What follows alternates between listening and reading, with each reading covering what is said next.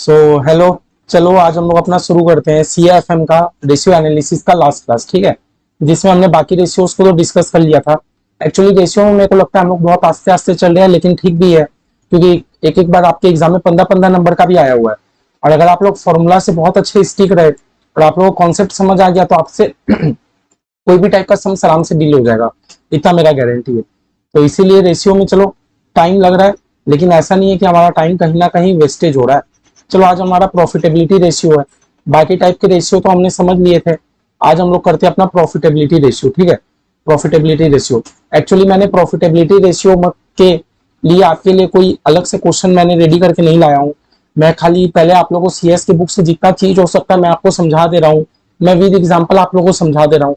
आप लोगों को एग्जाम्पल से हर चीज एकदम सुपर क्लियर हो जाएगा। बस एग्जाम में बैलेंस शीट पीएल दिया रहेगा, उसमें इंप्लीमेंट करना होगा, ठीक है। करने के बाद CA के बुक से हम लोग 2 फुल फ्लेज क्वेश्चन पूरा प्रैक्टिस कर लेते हैं, फिर देखना आपका अच्छा से एकदम प्रैक्टिस हो जाएगा। तो देखो प्रॉफिटेबिलिटी रेशियो, हम लोग प्रॉफिटेबिलिटी रेशियो पहले हम लोग सबसे पहले किया लिक्विडिटी रेशियो। तो लिक्विडिटी रेशियो सब आपका शॉर्ट टर्म के लिए डील करता था। फिर अपने कौन सा किया सॉल्वेंसी रेशियो, सब आपका लॉन्ग टर्म के लिए डील करता था। फिर अपने कौन सा किया रेशियो बताओ तो, कौन सा किया टर्नओवर रेशियो। तो उसमें हम लोग सब देखते थे कि हाँ कंपनी इतना सेल कर रही है तो मेरा कॉस्ट ऑफ गुड्स सोल्ड, फिर inventory turnover ratio, data turnover ratio, fix asset turnover ratio, total asset turnover ratio, chart को देखे थे। आज अपने कर रहे हैं प्रॉफिटेबिलिटी रेशियो कि कंपनी कितना प्रॉफिट कमा रही है। सब अपना प्रॉफिट के ऊपर है। आप एक बात बता दो, कंपनी प्रॉफिट कब कमाएगी? जब कंपनी सेल करेगी। कंपनी मेरी प्रॉफिट कब कमाएगी? जब मेरी कंपनी सेल करेगी। तो ग्रॉस प्रॉफिट मार्जिन या ग्रॉस प्रॉफिट रेशियो हमारा क्या बोलता है? इसका फॉर्मूला क्या है? Gross profit divided by net cell into 100, है ना। Gross profit divided by net cell into 100। अब मैं आप लोग को बता दूं ग्रॉस प्रॉफिट कैसे निकलता है। अब मैं आप लोग को बता दूं ग्रॉस प्रॉफिट कैसे निकलता है, बताओ तो। मेरा ग्रॉस प्रॉफिट जो है कंपनी का कैसे निकलता है? तो भैया ग्रॉस प्रॉफिट निकालने का, ग्रॉस प्रॉफिट निकलेगा, हम लोग को सेल में से कॉस्ट ऑफ गुड्स सोल्ड हटा देना होगा। हम लोग को सेल में से कॉस्ट ऑफ गुड्स सोल्ड हटा देना होगा। अब आप लोग को इतना टर्म तो याद हो गया कि सेल का मतलब हम लोग, सेल का मतलब क्या हो सकता है? सेल का मतलब भैया रेवेन्यू फ्रॉम ऑपरेशन भी हो सकता है। सेल का मतलब रेवेन्यू फ्रॉम ऑपरेशन भी हो सकता है। अच्छा, जब हम लोग बात कर रहे हैं सेल की, तो सेल रिटर्न भी हम लोग को उसमें से हटा देना होता है, इतना तो आप लोगों को पता है। जब हम लोग बात कर रहे हैं सेल की, तो सेल में से हम लोग सेल रिटर्न को तो हटा ही देंगे, ठीक है। और ये वाला फॉर्मूला आपने पहले भी पढ़े है ना, कि सेल में से कॉस्ट ऑफ गुड्स को हटा दो तो बन जाएगा ग्रॉस प्रॉफिट। अब यार सेल तो चलो ठीक है, हाँ। सेल में से आपने बोला सेल रिटर्न को हटा दो। सेल में से आपने क्या कहा कि सेल रिटर्न को हटा दो। चलो सेल में से सेल रिटर्न को हटा दिया तो ये तो बन गया सेल वाला part. Cost of goods sold का मतलब क्या था? ओपनिंग स्टॉक में आप क्या ऐड करोगे? परचेज, है ना। फिर क्या ऐड करोगे? सारे डायरेक्ट खर्चे, डायरेक्ट एक्सपेंस, और माइनस कर दोगे क्लोजिंग स्टॉक को, आ जाएगा कॉस्ट ऑफ गुड्स सोल्ड। बस इतना करोगे तो ग्रॉस प्रॉफिट आ जाएगा, समझे। इतना करोगे तो ग्रॉस प्रॉफिट आ जाएगा। तो ग्रॉस प्रॉफिट रेशियो का क्या फॉर्मूला दिया है? Gross profit divided by net cell into 100, ठीक है। Gross profit divided by net cell into 100, ठीक है। ये वाला क्वेश्चन इंस्टीट्यूट के बुक में था, हमने ये सॉल्व भी कर लिया था। जिसमें भैया हम लोग ये देखे थे कि सेल का मतलब कैश और क्रेडिट दोनों सेल लेना है। सेल का मतलब खाली कैश सेल थोड़ी, कैश सेल हो कि क्रेडिट सेल हो, बात तो एक ही है ना। हम लोग वो थोड़ी कर रहे हैं, डेटा टर्नओवर रेशियो थोड़ी कर रहे हैं जो हम लोग खाली क्रेडिट वाला सेल लेंगे, है ना। तो सेल का मतलब कैश सेल भी ले लो, क्रेडिट भी ले लो। जहां जहां मैंने आपको सिर्फ सेल लिखाया है वहां आपको कैश और क्रेडिट दोनों ले लेना है, समझे। जहां जहां मैंने आपको वर्ड सिर्फ सेल लिखाया है वहां कैश भी ले लो, क्रेडिट भी ले लो, दोनों ले लो। फिर भैया परचेज, परचेज में भी अपन दोनों ले लेंगे, ठीक है। कैरेज इनवर्ट, कैरेज इनवर्ट भैया मेरा डायरेक्ट वाला खर्चा है। सैलरी भैया मेरा डायरेक्ट खर्चा नहीं है, वो तो ऑफिस का खर्चा हो गया। अच्छा, डिक्रीज इन इन्वेंट्री का मतलब मैंने क्या बताया था कि सपोज आपका ओपनिंग इन्वेंट्री कुछ था, कुछ भी अमाउंट ले लो, 50,000 था, तो क्लोजिंग में 10,000 कम हो गया, है ना। ये लाइन क्या कहना चाह रहा है कि सपोज आपका ओपनिंग इन्वेंट्री कुछ था तो आपका क्लोजिंग इन्वेंट्री 10,000 कम हो गया, है ना। रिटर्न आउटवर्ड मतलब क्या कि भैया मैंने सेल रिटर्न कर दिया। और भैया वेजेस, वेजेस तो भैया मेरा डायरेक्ट खर्चा है, तो मैंने मेरे को सेल का रुपया पता चल जाएगा, कॉस्ट ऑफ गुड्स सोल्ड भी पता चल जाएगा, तो आ जाएगा ग्रॉस प्रॉफिट। फिर अपना फॉर्मूला क्या लगाएंगे? Gross profit divided by net cell into 100, समझे, ठीक है। तो ये हो गया। फिर भैया उसके बाद हम लोग एक और कौन सा प्रॉफिट सीखे थे? हम लोग कौन सा रेशियो सीखे थे भैया? Net profit ratio. तो भैया नेट प्रॉफिट रेशियो में मैंने आपको क्या लिखा है, नेट प्रॉफिट आफ्टर टैक्स। मैंने आपको क्या लिखा है, net profit after tax divided by sale into 100। Net profit after tax divided by sale into 100। अच्छा, जब जब मैं आप लोग को सेल बता रहा हूँ तो याद रखना, सेल का मतलब नेट सेल, इंस्टीट्यूट के बुक में भी लिखा है। सेल का मतलब क्या होता है, नेट सेल। सेल का मतलब क्या होता है, नेट सेल। अपना नेट सेल कहने का क्या मतलब है, वही सेल में से आप सेल रिटर्न को हटाओगे ना। हर चीज में आप सेल में से सेल रिटर्न को तो हटाओगे, क्योंकि भैया एग्जाम्पल मानो मेरी कंपनी का रेवेन्यू फ्रॉम ऑपरेशन कितना है,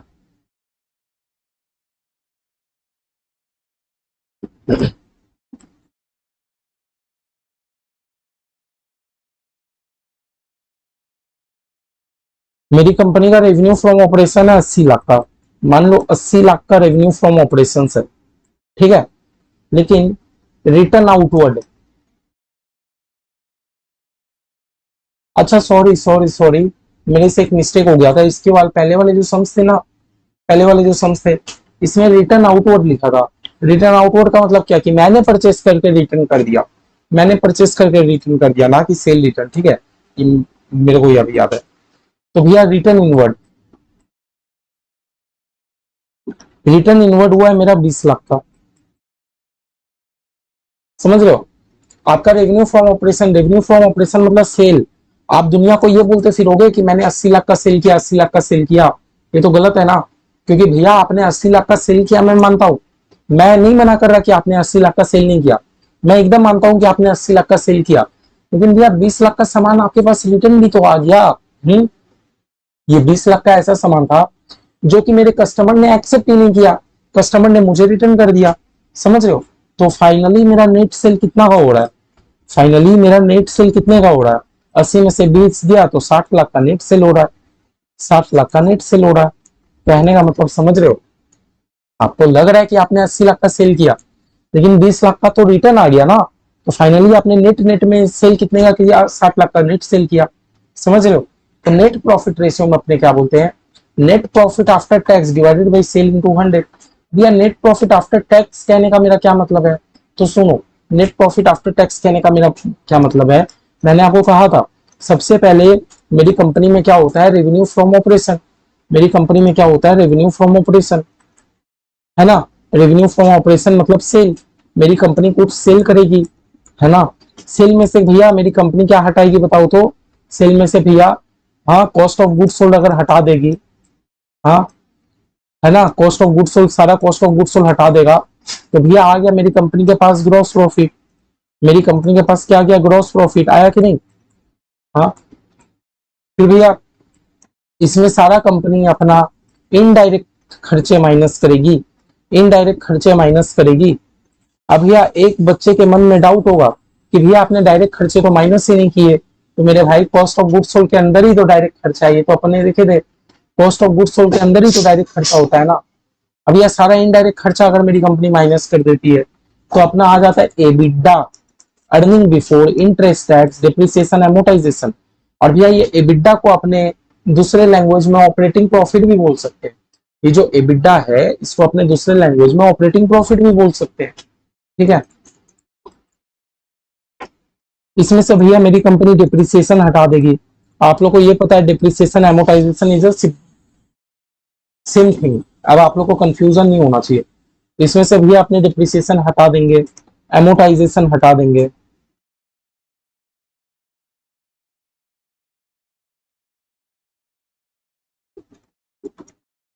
तो भैया क्या आ जाएगा, EBIT, earning before interest and tax, है ना। फिर इसमें से भैया आपने क्या पेमेंट कर देंगे, इंटरेस्ट का खर्चा पेमेंट कर देंगे, इंटरेस्ट का खर्चा पेमेंट कर देंगे। तो भैया क्या आ जाएगा मेरी कंपनी में, ईबीटी, अर्निंग बिफोर टैक्स, क्या आ जाएगा, अर्निंग बिफोर टैक्स। अब भैया इसमें से अगर हम लोग टैक्स हटा दिए, टैक्स हटा दिए, अब फाइनली इसमें से अगर हम लोग टैक्स हटा दिए तो पता है क्या आ जाएगा, earning after tax. Earning after tax जिसको हम लोग क्या बोल सकते हैं, नेट प्रॉफिट आफ्टर टैक्स, जिसको हम लोग क्या बोलते हैं, नेट प्रॉफिट आफ्टर टैक्स। तो भैया जब भी नेट प्रॉफिट वाला बोले, जब भी आपको नेट प्रॉफिट रेशियो निकालने बोले, याद रखना आपको टैक्स माइनस करना है, समझे। जब भी नेट प्रॉफिट रेशियो बोल दे, याद रखना आपको टैक्स माइनस करना है, समझे। टैक्स माइनस करना है। अब मान लो अर्निंग आफ्टर टैक्स आया आपका कुछ, अर्निंग आफ्टर टैक्स आ गया आपका, मान लो कितना, मान लो 2000 का आपका अर्निंग आफ्टर टैक्स आया। इसमें से क्वेश्चन हमें ये बोल देता है कि हमने प्रेफरेंस डिविडेंड दे दिया, कुछ प्रेफरेंस डिविडेंड दे दिया 20% का। फाइनली में क्या आ गया, हाँ, profit for equity share holder. Final में क्या आ गया, profit for equity share holder. इतना बात समझ रहे हो, इतना बात समझ रहे हो। क्या होता है, टैक्स वैक्स देने के बाद जो कंपनी प्रॉफिट कमाती है, अब वो प्रॉफिट में से कंपनी प्रेफरेंस वाले को पहले पेमेंट कर देगी। प्रेफरेंस वाले को पेमेंट करने के बाद जो बचेगा मेरे इक्विटी वाले का होगा। समझ लो ये 2000 आया, समझ लो ये 2000 आया। क्वेश्चन आपको घुमा फिरा के आंसर दे रहा है, क्वेश्चन आपको घुमा फिरा के कुछ इंफॉर्मेशन दे रहा है। मान लो, मतलब मान लो क्वेश्चन आपको डायरेक्टली अर्निंग आफ्टर टैक्स नहीं दिया, मेरा कहने का मतलब समझ लो, क्वेश्चन आपको डायरेक्टली अर्निंग आफ्टर टैक्स नहीं दिया और आपको निकालना है नेट प्रॉफिट रेशियो। आपको क्या निकालना है, नेट प्रॉफिट रेशियो। तो नेट प्रॉफिट रेशियो निकालने के लिए मेरे पास ये वाला डेटा होना चाहिए ना। क्वेश्चन आपको वो नहीं दिया, क्वेश्चन आपको ये दे दिया कि इक्विटी वाले के लिए 20,000 का प्रॉफिट अवेलेबल है। क्वेश्चन आपको क्या दे दिया कि इक्विटी वालों के लिए 20,000 का प्रॉफिट अवेलेबल है, हाँ, और हमने 20% का डिविडेंड पेमेंट किया। समझ रहे हो बात, मतलब मेरा बात समझ रहे हो। तो आप कैसे बैक कैलकुलेशन करोगे, हमें तो ये निकालना है। तो आप क्या करोगे कि मेरी कंपनी जो भी प्रॉफिट कमाती है मेरी कंपनी जो भी प्रॉफिट कमाती है उसमें से 20% मेरी कंपनी प्रेफरेंस वाले को दे देती है, मतलब इक्विटी वाले को जो भी दे रही है ये 80% के बराबर है। तो बस बैक कैलकुलेशन करो, 2000 डिवाइडेड बाई 80%, मतलब इक्विटी वाले को जो भी दे रही है ये 80% के बराबर है। करो 2000 डिवाइडेड बाई 80%। तो भैया मेरी कंपनी का नेट प्रॉफिट आफ्टर टैक्स आया 2500 का। 2500 में से देख लो 20% मेरी कंपनी 500 रुपया का प्रेफरेंस वाले को दे दी, तभी मेरे इक्विटी वाले का 2000 आया। समझ रहे हो, मतलब इंस्टीट्यूट आपको घुमा फिरा के कहीं से भी डेटा दे सकता है, तो हम लोग को निकालने का एबिलिटी होना चाहिए अगर कॉन्सेप्ट क्लियर है। ठीक है, बैक कैलकुलेशन कैसे की समझ आया कि मेरी कंपनी कुछ कमा रही होगी, उसमें से मेरी कंपनी 20% प्रेफरेंस दे दी, तो भैया 80% मेरे इक्विटी वाले के लिए हुआ। अब भैया मुझे इक्विटी वाले का रुपया भी पता है, मुझे इक्विटी वाले का परसेंटेज भी पता है, बस डिवाइडेड कर लो, हो जाएगा। डिवाइड कर लो, आपको रुपया भी पता है, आपको परसेंटेज भी पता है, काम हो जाएगा। समझे, जिस चीज का आपको रुपया भी पता है, जिस चीज का आपको परसेंटेज भी पता है, काम हो गया। ठीक है, हाँ, इतना क्लियर। नेट प्रॉफिट रेशियो भी अपना क्लियर, नेट प्रॉफिट रेशियो। ठीक है, तो ये वाला सम लोग देखे थे नेट प्रॉफिट रेशियो का एक ठो। फिर भैया इसके बाद हमारा क्वेश्चन क्या होता है, हमारा कौन सा टॉपिक आता है, EBITDA margin, earning before interest tax depreciation amortisation. तो भैया यही earning before interest tax depreciation amortisation जो हम लोग चार्ट बनाए थे, जो हम लोग चार्ट बनाए थे, एबिटा मार्जिन। ठीक है, इसको हम लोग दूसरे लैंग्वेज में ऑपरेटिंग प्रॉफिट रेशियो भी बोल सकते हैं। क्या बोल सकते हैं, ऑपरेटिंग प्रॉफिट रेशियो भी बोल सकते हैं। ठीक है,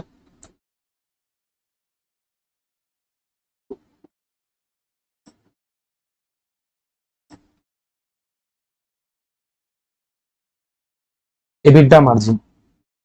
अब यह एबिटा क्या होता है, मान लो आपको क्वेश्चन में तो नेट प्रॉफिट देके रखा है, आपको क्वेश्चन में क्या देके रखा है, नेट प्रॉफिट देके रखा है। जब भैया फाइनल वाला नेट प्रॉफिट आता है उसमें मेरा टैक्स इंटरेस्ट डेप्रिसिएशन एमोर्टाइजेशन सब माइनस रहता है।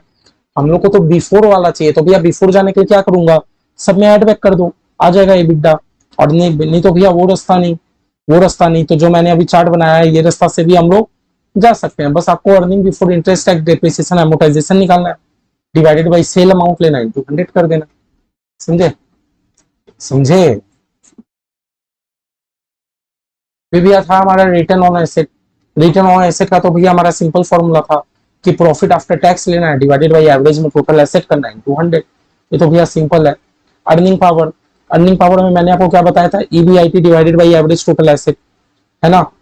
फिर भैया रिटर्न ऑन कैपिटल इंप्लॉयड में हमें थोड़ा चेंजेस कराना है, रिटर्न ऑन कैपिटल इंप्लॉयड में हमें थोड़ा चेंजेस कराना है। क्या चेंजेस कराना है, देखो,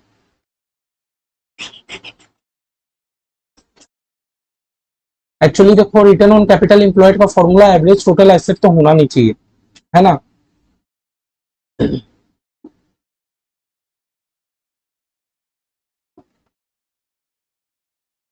EBIT divided by capital employed.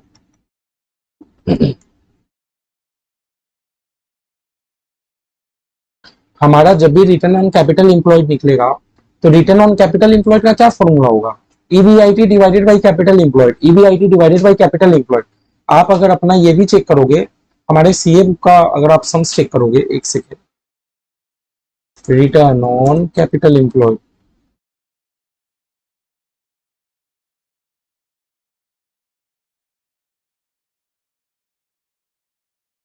देखो return on capital employed, return on capital employed का एकदम स्टैंडर्ड फॉर्मूला क्या है? रिटर्न ऑन कैपिटल एम्प्लॉयड का एकदम स्टैंडर्ड फॉर्मूला क्या है कि भैया EBIT divided by capital employed, EBIT divided by capital employed, है ना।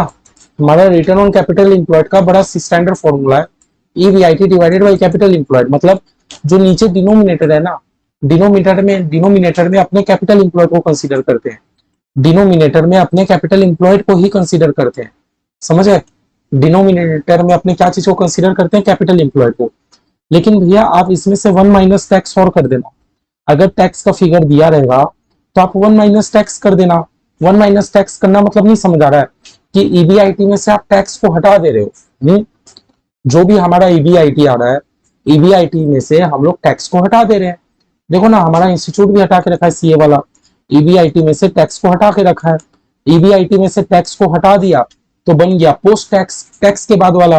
लेकिन ईबीआईटी में से टैक्स को नहीं हटाया तो बन गया प्री टैक्स वाला। तो भैया हम लोग इतना याद रखते हैं ना कि हम लोग ईबीआईटी में से टैक्स को हटा देंगे। हम लोग क्या करेंगे? ईबीआईटी में से टैक्स को हटा देंगे तो हमारा क्या बन गया? पोस्ट टैक्स बन गया। मतलब अगर हमारे क्वेश्चन में टैक्स मेंशन होगा तो अपने टैक्स को हटा देंगे, और अगर मेरे क्वेश्चन में टैक्स मेंशन नहीं रहेगा तो हम लोग नहीं हटाएंगे, ठीक है। लेकिन भैया नीचे हम लोग क्या रखेंगे? कैपिटल एम्प्लॉयड को। और कैपिटल एम्प्लॉयड का मतलब क्या था? कैपिटल एम्प्लॉयड का मतलब क्या था कि सारे शेयर होल्डर फंड ले लो, प्लस में जो लॉन्ग टर्म के बोरिंग्स है वो भी ले लो, था कि नहीं कैपिटल एम्प्लॉयड का मतलब। तो भैया एक तो फॉर्मूला आपको ये करना है, एक तो फॉर्मूला आपको ये करना है, और दूसरा जो कि हमारे इंस्टीट्यूट ने देके रखा है, profit before interest and tax, वही EBIT 1 minus tax divided by average total asset. नीचे देके रखा है एवरेज टोटल एसेट। अगर मान लो एवरेज टोटल एसेट दे दिया तो अर्निंग पावर जैसा फॉर्मूला बन गया। अगर एवरेज टोटल एसेट दे दिया तो वो तो अर्निंग पावर जैसा फॉर्मूला बन गया। लेकिन भैया एवरेज टोटल एसेट और हमारा कैपिटल एम्प्लॉयड में अंतर होता है ना। कैपिटल एम्प्लॉयड का मतलब क्या था कि शेयर होल्डर फंड में इक्विटी भी ले लो, प्रेफरेंस भी ले लो, रिजर्व भी ले लो, सब ले लो। उसके बाद प्लस लॉन्ग टर्म को बोरिंग लेंगे। क्या लेंगे? लॉन्ग टर्म के बोरिंग, ये हम लोग देखे थे, ठीक है। लेकिन भैया एक चीज याद रखना, कैपिटल एम्प्लॉयड निकालने का मेरा दो तरीका, चलो दिखाता हूँ।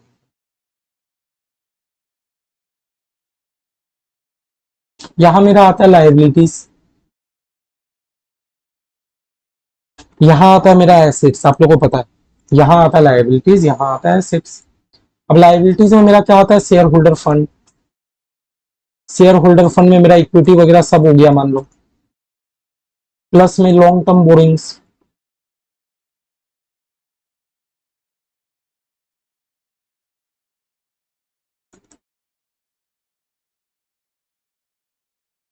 चलो लॉन्ग टर्म बोरिंग्स को मैं करेंट नॉन करेंट लायबिलिटीज लिखा देता हूँ। नॉन करेंट जो अभी का लायबिलिटी नहीं है, 12 महीने से ज्यादा का है, वो भी तो लॉन्ग टर्म ही हो गया। नॉन करेंट लायबिलिटीज का मतलब समझ लो। अब यह एक हो गया मेरा करेंट लायबिलिटीज। एसेट साइड भी मेरा क्या आ जाता है? फिक्स एसेट्स वगैरह आ जाता है, और भैया एक तो करेंट एसेट्स आ जाता है। मान लो ये 500 का, ये 600 का, कितना बन गया? 1100। तो इस साइड भी कितना बनेगा? 1100। अब 1100 में मान लो ये कितने का मान रखू? 300 का, ठीक है। अब आपको निकालना है कैपिटल इंप्लॉयड। अब आपको निकालना है कैपिटल इंप्लॉयड। तो भैया पहला कैपिटल इंप्लॉयड तो आप बोलोगे बड़ा सिंपल है, 300 प्लस 400 कर लो, 700 हो गया। हाँ, एक तो हमारा रास्ता क्या है कैपिटल इंप्लॉयड निकालने का कि भैया सिंपल 300 में से 400 को ऐड किए, कैपिटल इंप्लॉयड निकल गया। नहीं तो एक और रास्ता है, एक और रास्ता, अगर हम लोग टोटल एसेट्स में से, अगर हम लोग टोटल एसेट्स में से करंट लायबिलिटीज को हटा देते, टोटल एसेट्स भैया मेरा 1100 का है, करेंट लायबिलिटीज भैया मेरा 400 का है, हटा दे तो भी देखो मेरा कैपिटल एम्प्लॉयड 700 का आ गया, है ना। मतलब कैपिटल एम्प्लॉयड निकालने का दो तरीका, इधर आप शेयर होल्डर फंड और नॉन करेंट लायबिलिटी ले लो, और इधर आप टोटल एसेट्स में से करेंट लायबिलिटी को हटा दो। ठीक है, ठीक है, तो कैपिटल एम्प्लॉयड हम लोग दो तरीके से निकाल सकते हैं। ठीक है, तो हम लोग कहां पर थे, हम लोग थे भैया रिटर्न ऑन कैपिटल एम्प्लॉयड में। तो रिटर्न ऑन कैपिटल एम्प्लॉयड का फॉर्मूला देखो, EBIT 1 minus tax, EBIT 1 minus tax, ध्यान से समझो, ईबीआईटी 1 माइनस टैक्स बोला, ईबीआईटी। चलो अपने चार्ट में आओ, कैपिटल एम्प्लॉयड को निकालना सीख गए। मतलब ये जो ईबीआईटी आएगा, ईबीआईटी में आपको इंटरेस्ट माइनस नहीं करना, लेकिन आपको टैक्स माइनस करना है, समझे। ईबीआईटी में आपको इंटरेस्ट माइनस नहीं करना, लेकिन आपको टैक्स माइनस करना है, कहने का मतलब समझो। ईबीआईटी 1 माइनस टैक्स, ईबीआईटी में से आपको टैक्स हटा देना है, समझे। इंटरेस्ट हटाने नहीं बोला, इंटरेस्ट अगर हम लोग इंटरेस्ट भी हटा देते तब तो भैया सिंपल प्रॉफिट आफ्टर टैक्स बन जाता। लेकिन भैया हमारा फॉर्मूला किस तरह स्ट्रक्चर है, ईबीआईटी में से अपने को टैक्स हटाना है, मतलब इंटरेस्ट नहीं हटाना, इंटरेस्ट अपनी जगह पर ही रहेगा। ठीक है, क्योंकि हमारा आईसीआईसीआई बुक ऐसा ही सम्स बोल के रखा है। अब आईसीआईसीआई जैसा बोल के रखा है हम लोग उसी तरह चलेंगे। क्योंकि देखो इंस्टीट्यूट ने नीचे बोल के भी रखा है, it is the post tax version of earning power, है ना। अर्निंग पावर का जो ईबीआईटी था बस उसका पोस्ट टैक्स वर्सन है। It consider the effect of taxation, हम लोग इसमें टैक्सेशन का इफेक्ट को लिए। अब जब इंस्टीट्यूट बोल रहा है तो लेना तो पड़ेगा। बस नीचे मैंने क्या बोला, एक बार आप लोग कर देना एवरेज टोटल एसेट से, एक बार आप लोग कैपिटल एम्प्लॉयड निकाल के कराना, क्योंकि स्टैंडर्ड फॉर्मूला तो कैपिटल एम्प्लॉयड के नाम से ही है, क्योंकि नाम भी है हमारा रिटर्न ऑन कैपिटल एम्प्लॉयड। ठीक है, समझे। हम्म, समझे, बताओ। हम्म, अब यह लास्ट हमारा होता है रिटर्न ऑन इक्विटी। लास्ट क्या है हमारा फॉर्मूला, रिटर्न ऑन इक्विटी। तो रिटर्न ऑन इक्विटी कहने का क्या मतलब है कि इक्विटी वालों के लिए कितना प्रॉफिट बचा। रिटर्न ऑन इक्विटी कहने का क्या मतलब है कि इक्विटी वालों के लिए कितना रुपया बचा। अब यह इक्विटी वालों के लिए कितना रुपया बचा, वही पूरा टैक्स देने के बाद जो प्रॉफिट बचा उसमें से प्रेफरेंस वाले को दे दो तो बच गया इक्विटी वालों के लिए, divided by average equity, divided by average equity, divided by average equity. अब यह पता है जब हम लोग करेंगे नीचे में एवरेज इक्विटी, तो उसमें हम लोग क्या क्या ले लेंगे, उसमें हम लोग paid up equity share capital लेंगे। क्या लेंगे, पेड अप इक्विटी शेयर लेंगे, प्रेफरेंस नहीं लेंगे, क्योंकि प्रेफरेंस वाले को तो अपने डिविडेंड दे दिए ना, है ना। प्लस में रिजर्व एंड सरप्लस ले लेंगे, ठीक है, प्लस में रिजर्व एंड सरप्लस ले लेंगे, समझे। पेड अप इक्विटी शेयर ले लेंगे डिवाइडेड बाई प्लस में रिजर्व एंड सरप्लस ले लेंगे, समझे। और अगर हमारे पास 2 साल का डेटा रहेगा तो उसका एवरेज करके देख लेंगे, और 2 साल का डेटा नहीं रहेगा तो 1 ही साल का paid up share capital plus में रिजर्व एंड सरप्लस करेंगे। लेकिन याद रखना इसमें प्रेफरेंस का अमाउंट को मत ले लेना, क्यों, क्योंकि प्रेफरेंस वाले को तो अपने डिविडेंड दे ही दिए, है ना। देखो प्रेफरेंस वाले को डिविडेंड देके अपने हटा ही दिए ना, ठीक है। एक चीज बताता हूँ,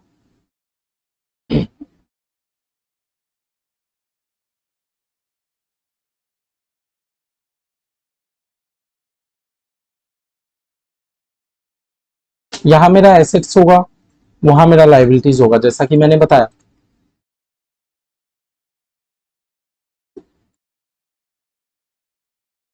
इक्विटी, प्रेफरेंस, रिजर्व, फिर non current liabilities, current liabilities, ठीक है। यहाँ मेरा आ गया फिक्स एसेट्स, यहाँ मेरा आ गया करेंट एसेट्स।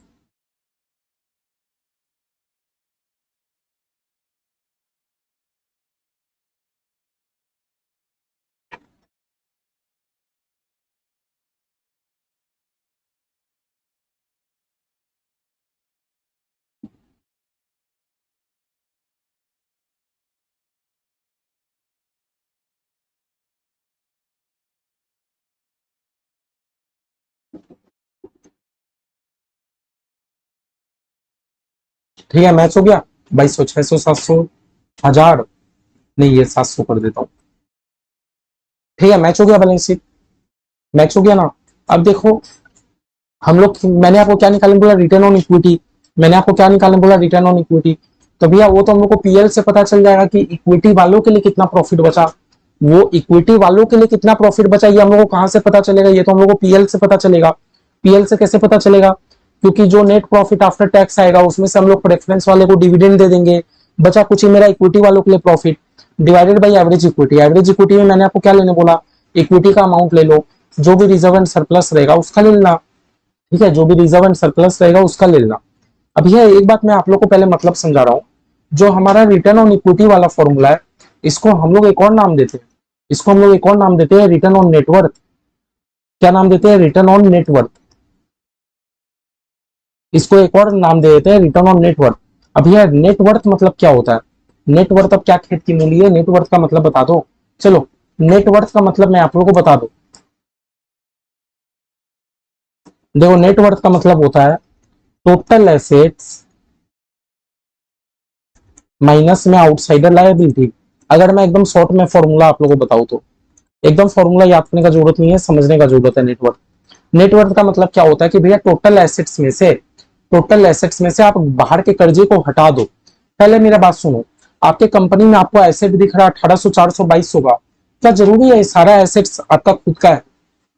हाँ, आपके कंपनी में संपत्ति आपको 1800, 400, 2200 का दिख रहा है, तो दैट मीन्स आपके कंपनी में आपके पास खुद का 2200 रुपया का संपत्ति है।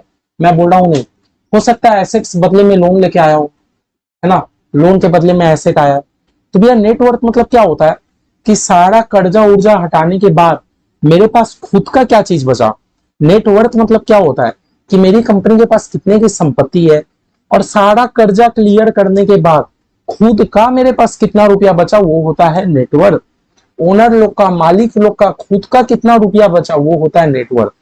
तो भैया पता है नेटवर्थ में अपने क्या करते हैं, टोटल एसेट्स 2200 तो है ही, उसमें से बाहर के सारे कर्जे को हटा दो, करेंट लायबिलिटी को हटा दो, नॉन करेंट लायबिलिटी को हटा दो, प्रेफरेंस को हटा दो, इक्विटी और रिजर्व रहेगा। समझे? तो समझो मेरे पास 2200 का संपत्ति है, उसमें से मैंने 400, 200, 300 बाहर के सारे कर्जों को हटा दिया, तो भैया जो बचा वो होता है मेरा नेटवर्थ। जो बचा है वो होता है मेरा नेटवर्थ। और नहीं तो सिंपली आप इक्विटी में रिजर्व को ऐड कर दोगे तो हो जाएगा नेटवर्थ। सिंपली आप नहीं तो इक्विटी में रिजर्व को ऐड कर दोगे तो भी आपका नेटवर्थ आ जाएगा। समझे? इक्विटी में रिजर्व को ऐड बैक कर दोगे तो भी नेटवर्थ आ जाएगा। आपको क्या निकालना है, नेटवर्थ। नेटवर्थ मेरा कितना है, 700 रुपया का इक्विटी, 600 रुपया का रिजर्व, 1300 रुपया का मेरा नेटवर्थ है, 1300 रुपया का मेरा नेटवर्थ है। अब आप डायरेक्ट इक्विटी में रिजर्व को ऐड बैक करोगे तो भी नेटवर्थ आ जाएगा। नहीं तो ये 2200 में से 300 हटा दो, 200 हटा दो, 400 हटा दो, 2200 में से 300 हटा दो, 200 हटा दो, 400 हटा दो, देखो तो भी आ गया नेटवर्थ। समझे? तो ये हम लोग जो रिटर्न ऑन इक्विटी है इसका एक और नाम है रिटर्न ऑन नेटवर्थ। इसका एक और क्या नाम है, रिटर्न ऑन नेटवर्थ। समझे? बस नीचे क्या लेना है, पेड अप और रिजर्व एंड सरप्लस। ठीक है, इंस्टीट्यूट के बुक में भी देख लेना। Numerator equal to profit after tax में से प्रेफरेंस डिविडेंड को हटा दोगे, जो डिनोमिनेटर रहेगा नीचे वाला पोर्शन उसमें आप क्या लोगे, खाली इक्विटी शेयर होल्डर का कॉम्बिनेशन लोगे, और उसमें क्या आएगा, paid up equity reserve. Institute mention नहीं कर दिया कि क्या लोगे, खाली इक्विटी वाले का लोगे। क्या लोगे आप लोग, खाली इक्विटी वाले का लोगे। समझे? खाली इक्विटी शेयर होल्डर का हमें लेना है। ठीक है, और ये रेशियो को अपने क्या बोलते हैं, रिटर्न ऑन नेटवर्थ भी बोलते हैं। ये रेशियो को हम लोग क्या बोलते हैं, रिटर्न ऑन नेटवर्थ भी बोलते हैं। ये रेशियो हमें क्या सिखाता है, मैंने आपको बोला था ना, ये रेशियो भैया हमें ये सिखाता है कि हम लोग जो इतना इक्विटी शेयर कैपिटल इशू करके रखे हैं उससे वो लोग को कुछ, उससे इक्विटी वाले को कितना रिटर्न मिल रहा है। समझे? हाँ, हमारे इक्विटी वाले को कितना रिटर्न मिल रहा है हमें ये पता चलता है। अगर रेशियो हाई होना अच्छी बात है, लेकिन रेशियो लो होना अच्छी बात नहीं है। रेशियो हाई होना मतलब आप अपने इक्विटी शेयर कैपिटल का अच्छे से यूटिलाइज कर रहे हो। रेशियो अगर लो है दैट मीन्स आप अपने इक्विटी वाले को प्रॉफिट ही जनरेट करके नहीं दे पा रहे। समझे? तो देखो ये था हमारा प्रॉफिटेबिलिटी रेशियो के बारे में, इतना था हमारा प्रॉफिटेबिलिटी रेशियो के बारे में। अब चलो आओ हम लोग एक दो ठो सम्स कर लेते हैं, शुरू करें। हाँ, तो देखो ये हमारा सीए का बुक, सीए के बुक में चलो हम लोग कौन सा नंबर करते हैं, 1 नंबर करते हैं। हाँ, सीए के बुक में जो 1 नंबर सम्स है एक बार पढ़ते हैं। तो ध्यान से देखो, सीए के बुक में सबसे पहले एक लंबा चौड़ा केस स्टडी सम्स कैसा आता है। इतना लंबा तो देखो फालतू का पहले बयानबाजी किया है, आप लोगों को पढ़ने में इंटरेस्ट हो तो पढ़ लेना। फिर एक इनकम स्टेटमेंट दिया, इनकम स्टेटमेंट मतलब एक तरीके से पीएल स्टेटमेंट दे दिया आपको, पीएल स्टेटमेंट जिसमें आप देखोगे सेल दे दिया, उसमें से कॉस्ट ऑफ गुड्स सेल हटा दिए तो प्रॉफिट आ गया, उसे भैया जितने टाइप के ऑपरेटिंग या इनडायरेक्ट खर्चे होते हैं माइनस कर दिए, तो आ गया मेरा क्या, ऑपरेटिंग प्रॉफिट।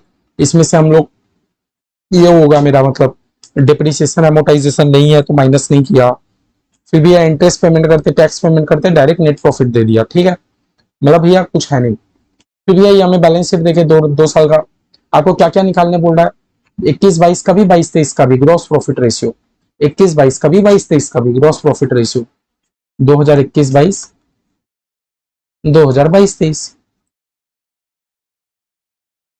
दो साल का आपको निकालना बोला, निकाल देंगे।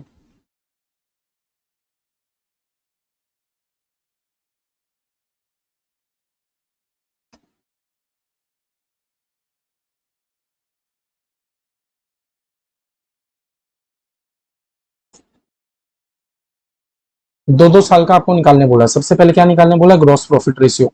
तो ग्रॉस प्रॉफिट रेशियो का अपना फॉर्मूला क्या होता है बता दो। ग्रॉस प्रॉफिट रेशियो का अपना फॉर्मूला क्या होता है भैया मेरे, ग्रॉस प्रॉफिट रेशियो का फॉर्मूला तो हमारा बड़ा सिंपल है। क्या होता है, ग्रॉस प्रॉफिट आज ही किया ना, gross profit divided by net cell. Net cell क्यों कह रहा हूं बताओ तो, नेट सेल इसीलिए कह रहा हूं क्योंकि अगर कोई सेल रिटर्न होगा तो माइनस कर दिया जाएगा। तो gross profit divided by net cell into 100। भैया यहाँ मेरे ग्रॉस प्रॉफिट डायरेक्टली दे दिया, अगर डायरेक्टली नहीं देता तो हम लोग को भी पता है, टोटल सेल ले लो, टोटल सेल में से कॉस्ट ऑफ गुड्स सोल्ड हटा दोगे तो आ जाएगा ग्रॉस प्रॉफिट। तो भैया 64,000 का मेरा ग्रॉस प्रॉफिट है ना। अब भैया बात करूं नेट सेल की, तो नेट सेल में मेरा कितना सेल हुआ है। अब भैया नेट सेल में कैश सेल लो कोई क्रेडिट सेल लो, दोनों ही लोगे। 270, 30,000, 3 lakh divided by 3 lakh into 100। अभी आप बात करते हैं साल 22-23 की, तो 22-23 में मेरा ग्रॉस प्रॉफिट है 76,000। हाँ, divided by net cell. Net cell में कैश सेल भी लोगे, क्रेडिट सेल भी लोगे, दोनों ही लोगे। तो भैया 32,000 प्लस में 3,42,000 कितना होता है, 3,74,000 इंटू 100। ठीक है, तो बताओ क्या हो गया, 64,000 डिवाइडेड बाई 3 लाख इंटू 100 कितना होता है मेरा, 21.33%। और ये कितना आता है, 76,000 डिवाइडेड बाई 3,74,000 इंटू 100, ये आता है मेरा 20.32%। ठीक है, तो ये हो गया हमारा ग्रॉस प्रॉफिट रेशियो, ये हो गया हमारा ग्रॉस प्रॉफिट रेशियो। आगे क्या निकालने बोला क्वेश्चन हमें। ठीक है, तो देखा ग्रॉस प्रॉफिट रेशियो निकाल लिए, इजी है, कुछ है नहीं।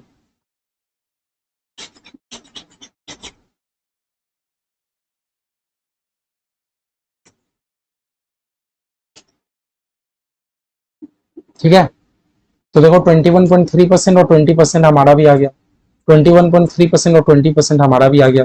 चलो देखो, पहला हम लोग एकदम आराम से कर लिए ग्रॉस प्रॉफिट रेशियो। दूसरा हमसे क्या पूछता है, operating expense to sale ratio. अब यह देखो, अगर हम लोग को ऑपरेटिंग प्रॉफिट बोला होता, हम लोग को अगर ऑपरेटिंग प्रॉफिट वर्ड यूज किया होता, क्या बोल रहा हूं वर्ड सुनो, अगर हम लोग को वर्ड यूज किया होता ऑपरेटिंग प्रॉफिट, तो भैया ऑपरेटिंग प्रॉफिट का मतलब होता है एबिडा, एबिडा। लेकिन भैया हमें ऑपरेटिंग प्रॉफिट तो यूज नहीं किया ना, हमें इंस्टीट्यूट ने यूज किया ऑपरेटिंग एक्सपेंस।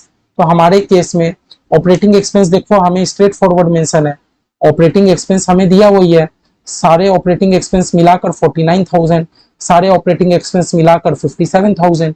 ऑपरेटिंग एक्सपेंस का मतलब क्या होता है कि कंपनी चलाने के लिए डे टू डे के जो खर्चे होते हैं, हमारी कंपनी चलाने के लिए भैया वेयर हाउसिंग के खर्चे हैं, ट्रांसपोर्ट के खर्चे हैं, और एडमिनिस्ट्रेटिव खर्चे हैं, सेलिंग के खर्चे हैं, डे टू डे के जो भी खर्चे हैं, तभी तो इन सबको माइनस करने के बाद जो आता है वो ऑपरेटिंग प्रॉफिट आता है।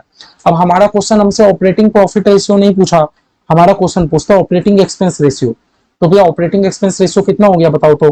फर्स्ट केस में भैया ऑपरेटिंग एक्सपेंस मेरा 49,000 है, डिवाइडेड बाई मेरा सेल है 1 लाख का इंटू 100, है ना। एंड भैया सेकंड केस में मेरा ऑपरेटिंग एक्सपेंस है 57,000 डिवाइडेड बाई नेट सेल मेरा कितना था 2 लाख, 3 लाख नहीं, उधर मैंने प्लस किया था ना, 3,74,000 इंटू 100। तो कितना हो गया बताओ तो, 49,000 डिवाइडेड बाई 1 लाख इंटू में 100। भैया 49% आ रहा है क्या भैया। सेकंड केस में 57,000 डिवाइडेड बाई 3,74,000 इंटू में 100, भैया 15.24% आ रहा है। 15.24% आ रहा है क्या? नहीं, sorry sorry sorry, first number case में मैंने 1 लाख क्यों ले लिया? सिर्फ 270 और ये तो 3 लाख, 3 लाख होगा। 49,000 डिवाइडेड बाई 3 lakhs इंटू 100, भैया 16.33%। ठीक है, अगर हमें मेंशन किया होता ऑपरेटिंग प्रॉफिट रेशियो, तो ऑपरेटिंग प्रॉफिट रेशियो का मतलब क्या हो जाता? ऑपरेटिंग प्रॉफिट के रेशियो का मतलब क्या हो जाता पता है? जो हम लोग यहाँ पर एबिडा के नाम से सीखे थे, हमारा एबिडा ही तो ऑपरेटिंग प्रॉफिट है, समझे? लेकिन हमें ऑपरेटिंग प्रॉफिट नहीं बोला, हमें ऑपरेटिंग एक्सपेंस रेशियो निकालने के लिए बोला। तीसरा हमें बोलता है ऑपरेटिंग प्रॉफिट रेशियो। तीसरा हमें क्या निकालने बोलता है? Operating profit ratio. देख लो, तीसरा हमें क्या बोलता है कि भैया आप ऑपरेटिंग प्रॉफिट रेशियो निकाल दो, ऑपरेटिंग प्रॉफिट रेशियो। तो भैया ऑपरेटिंग प्रॉफिट रेशियो मतलब वही एबिडा, एबिडा मार्जिन जो हम लोग सीखे थे, EBITDA divided by sale into 100, है ना? तीसरा में हमें प्रॉफिट का बात पूछता है, तीसरा में। तो भैया ऑपरेटिंग प्रॉफिट सारा खर्चा माइनस करने के बाद मेरा ऑपरेटिंग प्रॉफिट आ रहा है 15,000, 19,000। लेकिन याद रखना, ऑपरेटिंग प्रॉफिट में हम लोग इंटरेस्ट नहीं लेते, टैक्स नहीं लेते, डिप्रिसिएशन नहीं लेते, एमोटाइजेशन नहीं लेते। और भैया हमारे क्वेश्चन में ये सब लिया हुआ भी नहीं है। तो भैया पहला नंबर में क्या हो गया? एबिडा मेरा 15,000। फर्स्ट नंबर में मेरा एबिडा कितना हो गया? 15,000 डिवाइडेड भाई भैया सेल तो मेरा 3 लाख है, इंटू में 100। अब यह सेकंड केस में मेरा एबिडा हो गया 19,000, 19,000। आप बोलोगे भैया एबिडा कैसे, ये तो नेट प्रॉफिट है। भैया इसमें earning before interest, tax, depreciation, amortisation चारों चीज माइनस है क्या? चारों चीज तो माइनस नहीं है। दैट मीन्स यही आपका एबिडा है, यही आपका ऑपरेटिंग प्रॉफिट है। 19,000 डिवाइडेड बाई 3,74,000 इंटू 100, इंटू 100 कितना हो गया? बताओ बताओ। 15,000 डिवाइडेड बाई 3 lakhs इंटू में 100, या 5%। और यहाँ पर 19,000 डिवाइडेड बाई 3,74,000 इंटू में 100, भैया 5.08%।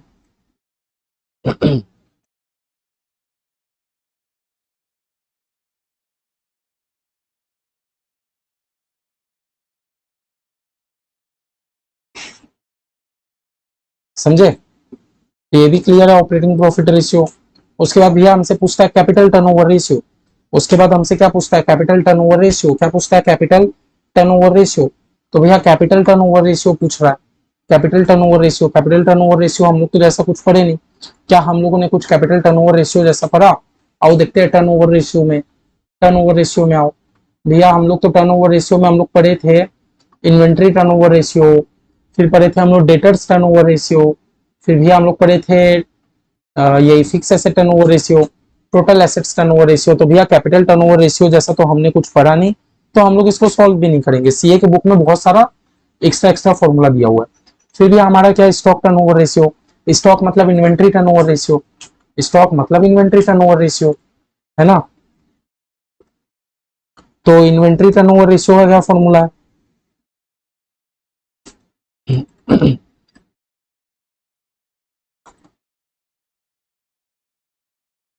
Cost of good sold divided by average inventory, है ना? Cost of good sold divided by average inventory.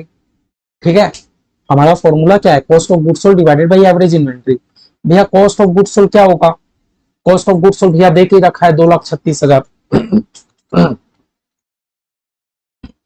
अब भैया एवरेज इन्वेंट्री के लिए मेरे को ओपनिंग इन्वेंट्री और क्लोजिंग इन्वेंट्री चाहिए। भैया साल 2021-22 में, साल 2021-22 में मेरे पास इन्वेंट्री इन्वेंट्री इन्वेंट्री एक तो भैया 21-22 में 60,000। लेकिन भैया ये तो क्लोजिंग स्टॉक है क्योंकि बैलेंस शीट तो एट द एंड बना है। लेकिन देखो नीचे हिंट दिया है, साल 21-22 में, साल 21-22 में आपका ओपनिंग स्टॉक है 40,000। नीचे बोल दिया साल 21-22 में ओपनिंग स्टॉक है 40,000। तो भैया ओपनिंग स्टॉक है 40,000, क्लोजिंग स्टॉक है 60,000, एवरेज कितना हो गया? 40,000 प्लस में 60,000 डिवाइडेड बाई 2, जैसा हम लोग किए थे 50,000 का भैया मेरा एवरेज इन्वेंट्री है। तो बस मार दो, 2,36,000 डिवाइडेड बाई 50,000 इंटू में 100, कितना हो गया? 472। नहीं गलत आया, नहीं, इंटू 100 नहीं करना, 2,36,000 डिवाइडेड बाई 50,000 भैया 4.72 आया इन्वेंटरी टर्नओवर रेशियो। और इस वाले केस में आऊं, कॉस्ट ऑफ गुड्स सोल्ड मेरा कितना बताओ तो, कॉस्ट ऑफ गुड्स सोल्ड भैया, कॉस्ट ऑफ गुड्स सोल्ड तो मेरा 2,98,000 साफ साफ देके रखा है। कॉस्ट ऑफ गुड्स सोल्ड तो मेरा 2,98,000 साफ साफ देके रखा है।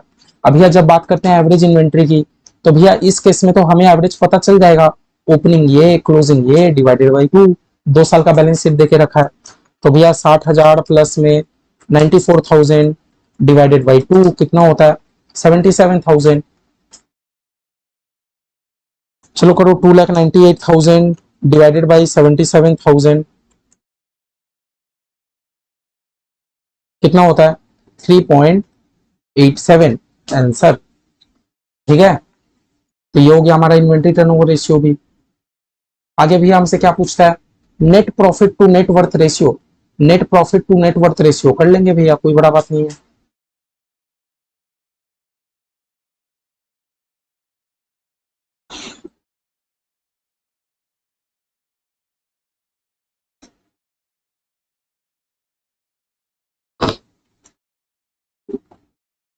आगे हमसे पूछता है net profit, net profit to net worth ratio कौन सा था बताओ तो, हाँ रिटर्न ऑन इक्विटी बताया था ना।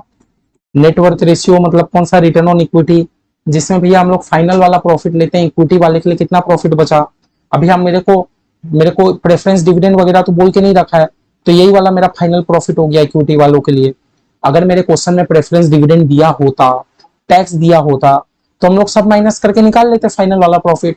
लेकिन भैया क्वेश्चन में तो कुछ नहीं दिया, दैट मीन्स यही वाला प्रॉफिट एकदम फाइनल है, 15,000, है ना। फॉर्मूला क्या होता है, नेट प्रॉफिट डिवाइडेड बाई, मतलब इक्विटी वाले का earning divided by equity, divided by equity. भैया इक्विटी के नाम पे मेरे पास 75 और 25 दो ही चीज है, इक्विटी के नाम पर मेरे पास दो ही चीज है, देख लो मेरे पास इक्विटी के नाम पर दो ही चीज है। इक्विटी में हम लोग खाली इक्विटी को लेंगे, है ना, तो 1 लाख की, तो भैया स्ट्रेट फॉरवर्ड 15% आ गया। इस केस में देखो, इस केस में भैया, इस केस में मेरा प्रॉफिट दिख रहा है मेरे को 19,000, और भैया मेरे को अगर टैक्स दिया रहता तो हम लोग टैक्स माइनस कर लेते, प्रेफरेंस वाले का डिविडेंड दिया रहता तो माइनस कर लेते। जब हम लोग नीचे लिखते हैं इक्विटी का अमाउंट ना, तो उसमें हम लोग खाली ये लिखते हैं, ये दो चीज लिखते हैं, याद रखना, हम लोग इसमें प्रेफरेंस को इंक्लूड नहीं करते। तो 75,000 प्लस 42,000 कितना हो गया भैया, 1,17,000।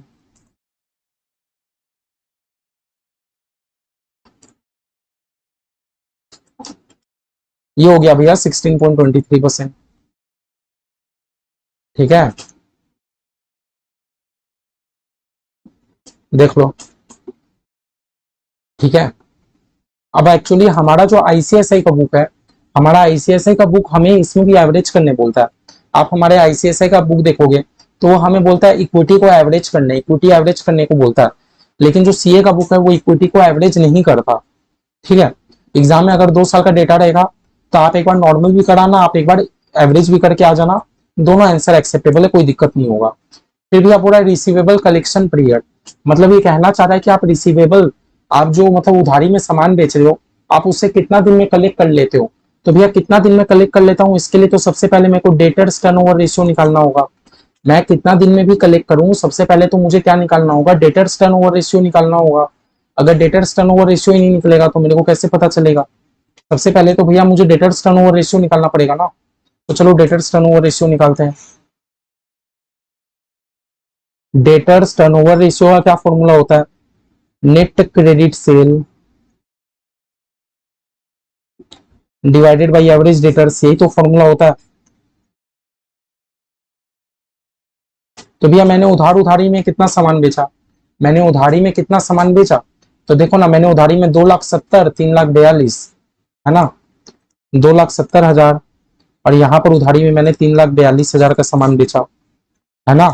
एवरेज डेटर्स कितने, एवरेज डेटर्स, तो भैया स्टार्टिंग में मेरे पास तो डेटर्स खाली 50,000 है। क्या मैं इसका एवरेज कर सकता हूँ, नहीं भैया एवरेज क्यों नहीं कर सकते, क्योंकि जब आप साल 2021-22 में खड़े हो, पिछले साल का तो डेटा होना चाहिए ना। जब आप साल 2021-22 में खड़े हो, पिछले साल का तो डेटा ही नहीं है, तो भैया एवरेज तो अपन नहीं कर सकते, तो खाली 50,000 लिख देंगे। लेकिन भैया जब आप साल 2022-23 में खड़े हो, तब तो आप एवरेज कर सकते हो डेटर्स का, है ना। रिसीवेबल मतलब भी तो डेटर होता है। जब आप 22-23 में खड़े हो तब तो आप एवरेज कर सकते हो। 82,000 प्लस में 50,000 डिवाइडेड बाई 2, है ना, 66,000, तब तो आप एवरेज कर ही सकते हो। तो बताओ डेटर्स टर्नओवर रेशियो कितना, 2,70,000 डिवाइडेड बाई 50,000, कितना हो गया 5.4।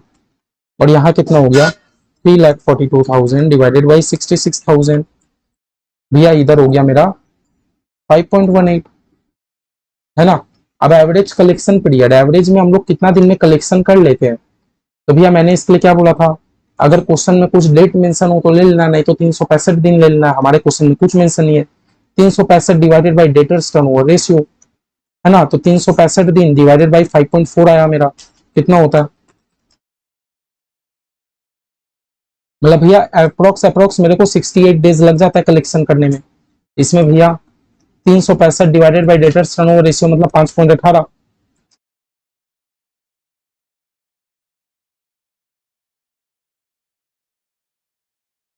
इस केस में भैया एवरेज एवरेज में मुझे 70 डेज लग जाते हैं कलेक्शन करने में, ठीक है। एवरेज में 70 डेज लग जाते हैं कलेक्शन करने में, ठीक है।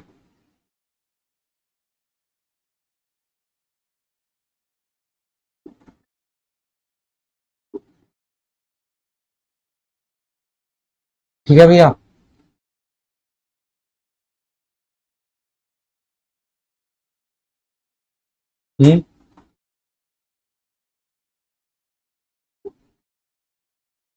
इतना ठीक है,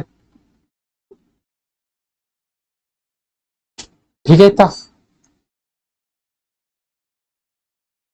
ठीक है स्टार्ट करता। हेलो, तो देखो अभी तक हमने जितना भी रेशियो था, अभी तक हम लोग रेशियो का जितना का भैया हमारा सम सॉल्व करना पॉसिबल था, हमने सम भी सॉल्व कर लिया, और जितना का सम्स नहीं था हम लोगों ने डिटेल में समझ भी लिया। बस आप लोग से यही उम्मीद है कि आप लोग सम समझो, और अभी ठीक इसके बाद जो टेस्ट सीरीज होगा, जो रेशियो चैप्टर का, एक बार टेस्ट भी अटेंड कर लो, आप लोग को आइडिया आ जाएगा। बस फॉर्मूला में स्टिक रहो, एकदम प्रॉपर क्लैरिटी के साथ आराम से बन जाएगा। तो हमने चारों रेशियो एकदम डिटेल में डिस्कस कर ही लिया, जितना सम्स हमारे मॉड्यूल में था वो भी कर लिया। अब देखो comparison with industry average, comparison with industry average, ये एक्चुअली होता क्या है, कुछ नहीं। आपको एग्जाम में मान लो नॉर्मल आप जैसे रेशियो निकालते हो, आपको रेशियो निकालना ही है। मान लो एग्जामिनर ने आपको 5 रेशियो निकालने दिया, तो आप 5 रेशियो निकाल दोगे, और एग्जामिनर ना साथ साथ आपको इंडस्ट्री का एवरेज भी देके रखा है। मतलब मान लो कि इंडस्ट्री का एवरेज चल रहा है 1.26, लेकिन जब करंट रेशियो आपने कैलकुलेट किया आया 1.32, है ना। इंडस्ट्री का एवरेज क्या चल रहा है 1.26, लेकिन करंट रेशियो आया 1.32, तो भैया ये तो अच्छी बात है कि मेरे पास करंट एसेट्स ज्यादा है, इंडस्ट्री के हिसाब से मेरे पास ज्यादा है। बस आपको कंपैरिजन करना होता है और कुछ नहीं।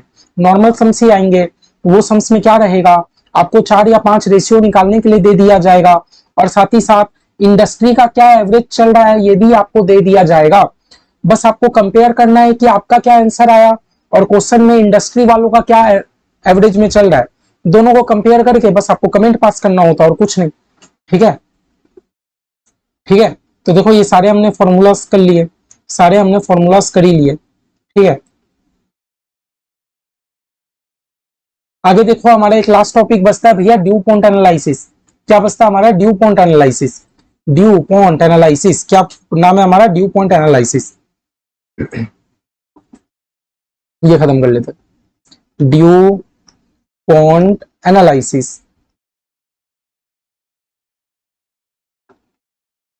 एक्चुअली देखो मैं आप लोग को बता दूं, मैं आप लोग को एक बात बता दूं,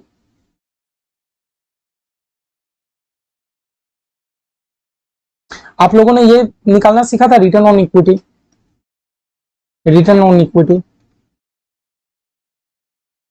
आप लोगों ने निकालना सीखा था। इसका भैया मैंने आपको फॉर्मूला क्या लिखाया था, हाँ, इक्विटी अर्निंग्स। मैंने आपको क्या फॉर्मूला लिखवाया था कि इक्विटी वाले का अर्निंग्स, इक्विटी वाले का earnings divided by equity capital, divided by equity capital. और भैया जब मैं बात कर रहा हूँ इक्विटी कैपिटल की, दैट मींस कि इसमें प्रेफरेंस इंक्लूड नहीं होंगे, इसमें खाली इक्विटी शेयर इंक्लूड होंगे, रिजर्व एंड सरप्लस आएंगे। देखो रिटर्न ऑन इक्विटी फॉर्मूला हमें क्या दिखाता है कि भैया इक्विटी शेयर होल्डर वालों के लिए कुछ प्रॉफिट बचा है कि नहीं बचा है। हाँ, इक्विटी शेयर होल्डर वालों के लिए कुछ बचा है कि नहीं, और बचा है तो उनके इन्वेस्टमेंट का कितना परसेंट बचा है। बचा है तो अगर हम लोग उनके कैपिटल से कंपेयर करें तो कितना परसेंट बचा है, ठीक है ना। अब जब मैं बात करता हूँ इक्विटी अर्निंग की, तो इक्विटी अर्निंग में अपने क्या करते हैं, प्रॉफिट आफ्टर टैक्स।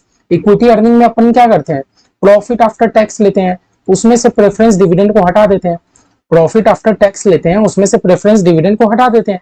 यही तो भैया अभी मेरा टॉपिक रिटर्न ऑन इक्विटी को लेके नहीं है, मेरा टॉपिक है due point analysis.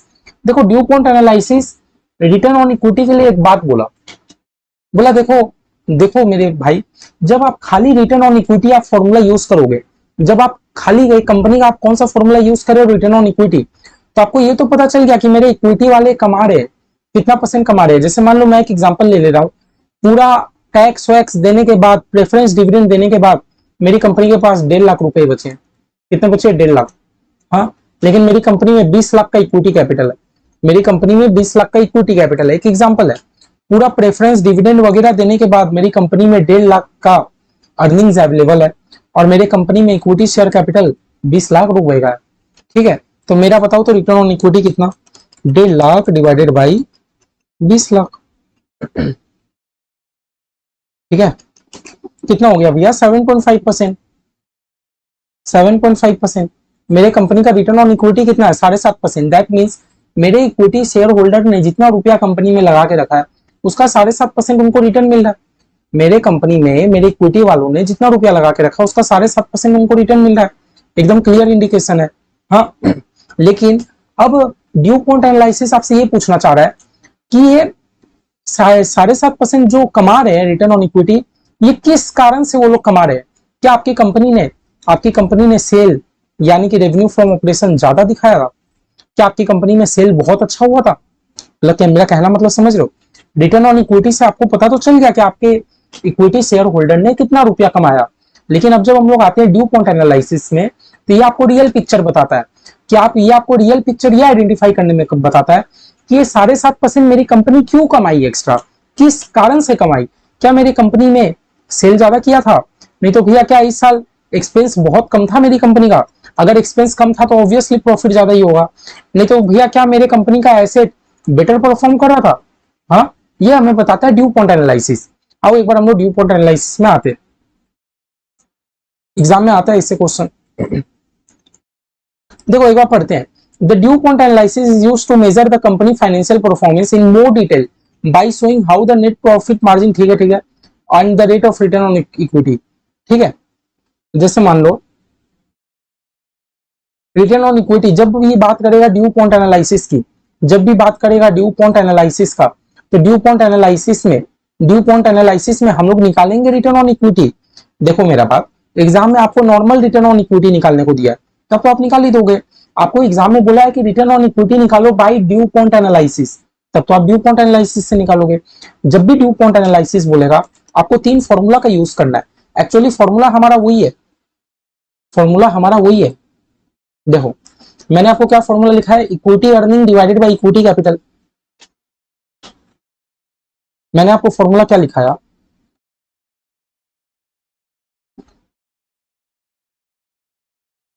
Equity earnings divided by equity capital, मैंने आपको ये लिखा है ना। ये हमारा रिटर्न ऑन इक्विटी का फॉर्मूला, ठीक है।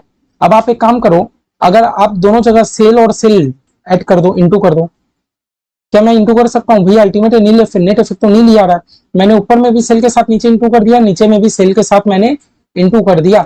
अभी आप देखो, अब फॉर्मूला तब आपका क्या बन गया, इक्विटी अर्निंग्स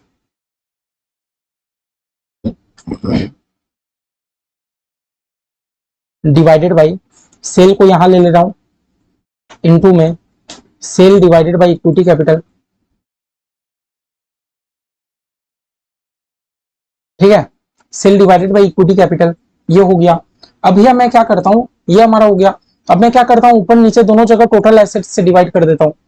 मैं ऊपर नीचे दोनों जगह क्या कर देता हूं, टोटल एसेट से डिवाइड कर देता हूं। अब फॉर्मूला मेरा क्या बन जाएगा, equity earnings divided by cell,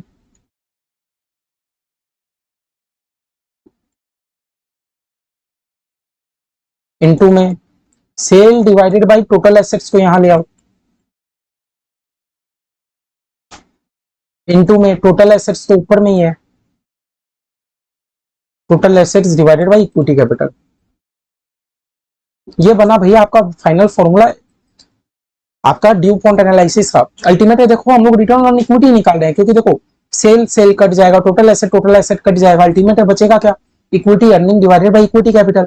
ultimate में हम लोग रिटर्न ऑन इक्विटी ही निकाल रहे हैं, कुछ अलग चीज हम लोग नहीं निकाल रहे। अब यार जब देखो तो देखो हो गया, बस हमने लिखा equity earning institute word use करता है आपका नेट इनकम। इंस्टीट्यूट क्या वर्ड यूज करता है, नेट इनकम वर्ड यूज करता है। क्या वर्ड यूज कर रहा है, नेट इनकम यूज कर रहा है। अब यह देखो equity earning divided by sale, हाँ equity earning divided by sale, इसे हमारा कोई इंस्टीट्यूट क्या देके रखा है, equity earning divided by sale. हाँ भैया ये है नेट प्रॉफिट मार्जिन, इंस्टीट्यूट ने वर्ड यूज किया नेट प्रॉफिट मार्जिन, ठीक है। फिर भैया लेकिन नेट प्रॉफिट, भैया नेट प्रॉफिट में तो हमारा टैक्स वैक्स सब हो जाता था। हाँ ये वो वाला नेट प्रॉफिट है जिसमें हम लोग प्रेफरेंस डिविडेंड भी हटा दे रहे हैं, ये हमारा वो वाला नेट प्रॉफिट है जिसमें हम लोग प्रेफरेंस डिविडेंड भी दे दे रहे हैं। बस आप याद रखना इतना बात, चलो मैं वो कंफ्यूज नहीं कर रहा, बस आपको इतना बात याद रखना, ये हमारा net profit margin, sale divided by total assets, sale divided by total assets हमारा क्या बन गया, एसेट टर्नओवर रेशियो।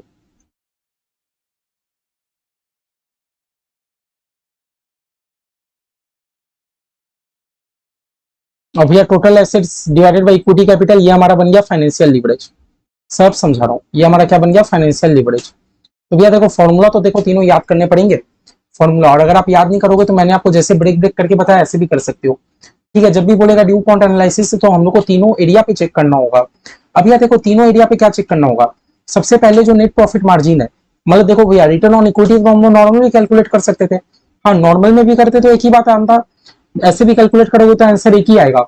बस क्या है ना, ड्यू पॉइंट एनालिसिस से हम लोग को क्लियर पिक्चर मिल जा रहा है कि जो मेरे इक्विटी वाले कमा रहे हैं किस वजह से कमा रहे हैं, कि वो एसेट की वजह से कमा रहे हैं, कि मेरी कंपनी ने बहुत अच्छा सेल किया था उसके चलते कमा रहे हैं, कि भैया कि मेरी कंपनी में इक्विटी कैपिटल डाउन है इसीलिए। तो देखो net profit margin signifies that profit is extracted per rupees sale, everything else remain same, ठीक है। तो पहला ये जो हमारा फॉर्मूला निकला, मतलब देखो ड्यू पॉइंट एनालिसिस में हमारा 3 फॉर्मूला निकला, आंसर इसमें भी एक ही आएगा, जो हम लोग रिटर्न ऑन इक्विटी कर रहे थे उसमें भी एक ही आएगा।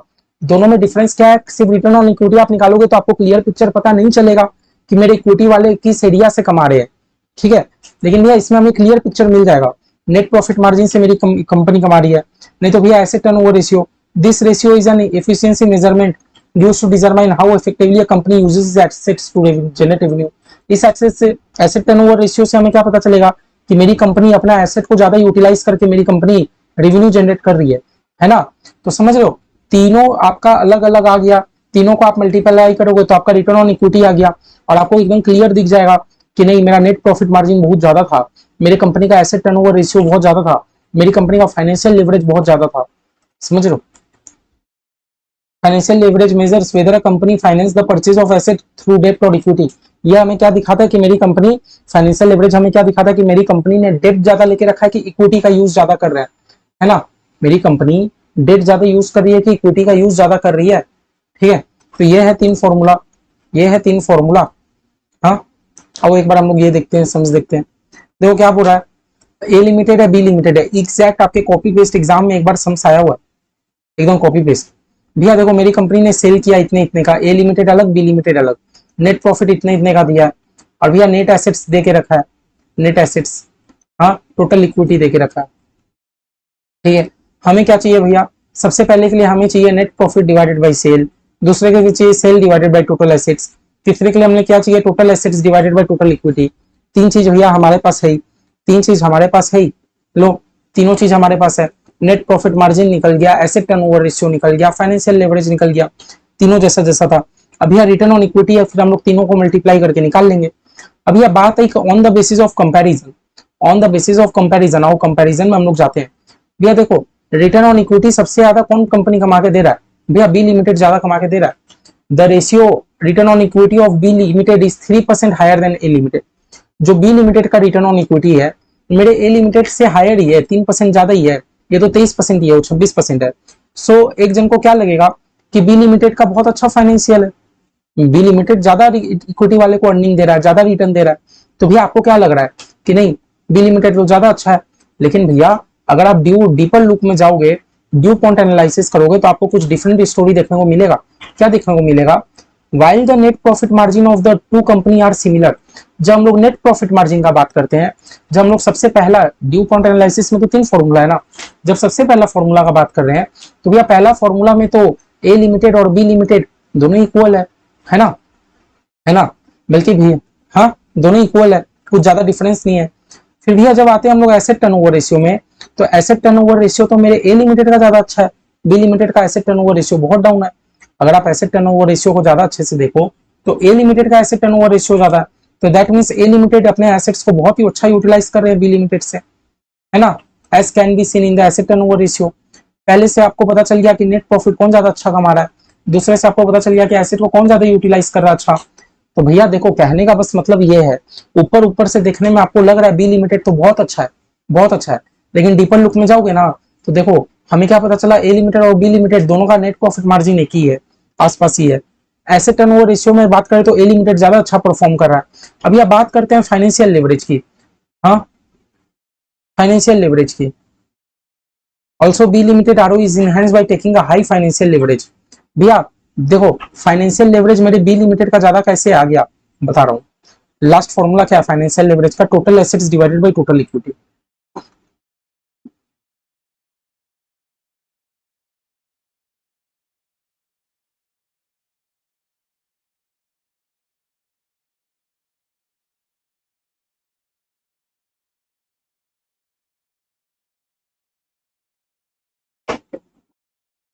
क्या हो गया?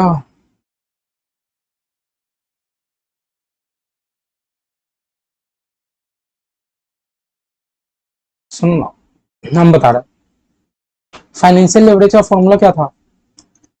Total assets divided by total equity.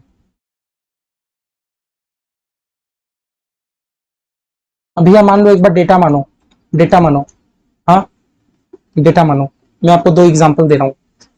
पहला एग्जांपल में, पहला एग्जांपल में मेरी कंपनी के पास इक्विटी है 400 का और डेप्ट है 600 का, तो जाके मेरी कंपनी का फाइनेंशियल 1000 रुपए का बना। एंड भैया इन द सेकंड एग्जांपल मेरी कंपनी के पास इक्विटी है 200 का और भैया डेप्ट है 1000 रुपए का, सॉरी डेप्ट है 800 रुपए का, 800 रुपए का, तो भैया देखो 1000 रुपए का ये भी बन गया। ठीक है, दोनों ही कंपनी में 1000 रुपया का कैपिटल है ना, और भैया कैपिटल में मेरा कुछ इक्विटी है कुछ डेप्ट है।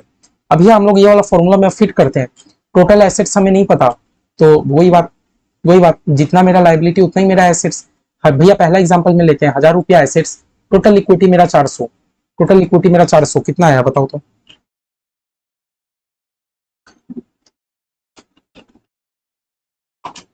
2.5 आया। इन द सेकंड एग्जांपल आओ भैया, भैया सेकंड एग्जांपल में टोटल एसेट्स मेरा 1000 रुपया और भैया इक्विटी मेरा 200 रुपया, तो भैया मेरा तो कितना आ गया 5। दैट मीन्स भैया समझ रहे हो, समझ रहे हो, मेरी कंपनी जितना ज्यादा कर्जा लेके रखेगी उतना अच्छा मेरा फाइनेंशियल लेवरेज आएगा। मेरी कंपनी कर्जा जितना ज्यादा अच्छा लेके रखेगी उतना अच्छा मेरा फाइनेंशियल लेवरेज आ रहा है। पहले केस में देखो ना मेरी कंपनी के पास कर्जा कम है, मेरा फाइनेंशियल लेवरेज कम आया। दूसरे केस में देखो ना मेरी कंपनी के पास कर्जा ज्यादा है, फाइनेंशियल लेवरेज ज्यादा आया। तो भैया वही कह रहा हूँ कि आपको ऊपर ऊपर से देखने से लग रहा है, आपको ऊपर ऊपर से देखने से लग रहा है कि बी लिमिटेड अच्छा है, हाँ, लेकिन आप ध्यान से देखो कि नेट प्रॉफिट मार्जिन ए लिमिटेड बी लिमिटेड का सिमिलर है। एसेट टर्नओवर रेशियो देखो तो ए लिमिटेड ज्यादा अच्छा परफॉर्म किया बी लिमिटेड से, और यह फाइनेंशियल लेवरेज बी लिमिटेड का ज्यादा क्यों है पता है? क्योंकि बी लिमिटेड ने कर्जा ज्यादा लेके रखा है, कर्जा ज्यादा लेके रखा है ना। बी लिमिटेड का फाइनेंशियल लेवरेज ज्यादा आने का यही मतलब है कि बी लिमिटेड ने ज्यादा कर्जा लेके रखा है, डेप्ट लेके रखा है ना। ठीक है, तो अल्टीमेट में अगर आप देखोगे भले ही बी लिमिटेड का रिटर्न ऑन इक्विटी ज्यादा है, लेकिन बेटर तो हमारा ए लिमिटेड ही है ना। Also be limited ROE is enhanced by taking a high financial leverage. That means या बी लिमिटेड बहुत ज्यादा फाइनेंशियल लेवरेज यूटिलाइज कर रहा है, पूरा डेप्थ भर्ती पड़ा उसके पास। So in effect A limited has better financial metrics than B limited, इसीलिए ए लिमिटेड का फाइनेंशियल मतलब मेट्रिक्स ज्यादा अच्छा है बी लिमिटेड से, समझे। बस आपको ड्यू पॉइंट एनालिसिस में क्या करना है, तीनों ही चीज कैलकुलेट करना है, नेट प्रॉफिट मार्जिन, उसके बाद एसेट टर्नओवर रेशियो, उसके बाद फाइनेंशियल लेवरेज। 2 कंपनी का दिया रहेगा, आपको कंपेयर करना है कि ये कंपनी का ज्यादा अच्छा क्यों है, ये कंपनी का बुराई क्यों है, दोनों में बस आपको कंपेयर करना है, आंसर आ गया। ठीक है। ठीक है।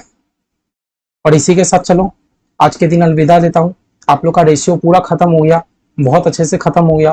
थोड़ा आस्ते चले थे, मेरे को पता है रेशियो करते टाइम हम लोगों ने बहुत टाइम लगाया, लेकिन सही बता रहा हूँ बहुत बिजी था। अब बिजी नहीं रहूंगा और आप लोग को एकदम जल्दी जल्दी जल्दी जल्दी पूरा ईसोप, अब नेक्स्ट क्लास धरा आप लोग का ईसोप कंप्लीट हो जाएगा। इसी महीने हमें अकाउंट जैसे तैसे कंप्लीट करना है, एकदम टेंशन मत लो। अब आपका क्लास रुकेगा नहीं इतना दिन। मुझे पता है मैं थोड़ा बहुत बिजी था, इसलिए मैं 2 दिन 3 दिन में एक एक लेक्चर खाली करा रहा हूँ, ठीक है। बाकी रेशियो जितना भी हुआ नहीं हुआ प्लीज स्टॉप कर दो एक बार करने के बाद। फॉर्मूला में डटे रहो, पास्ट टाइम का सारा पेपर बन जाएगा, एकदम टेंशन की बात नहीं है, ठीक है। मिलते हैं next class, chapter 6 related aspects of company accounts, हमारा topic employ stock option plan के साथ, ठीक है। बाय बाय, मिलते हैं नेक्स्ट क्लास पे नए चैप्टर के साथ।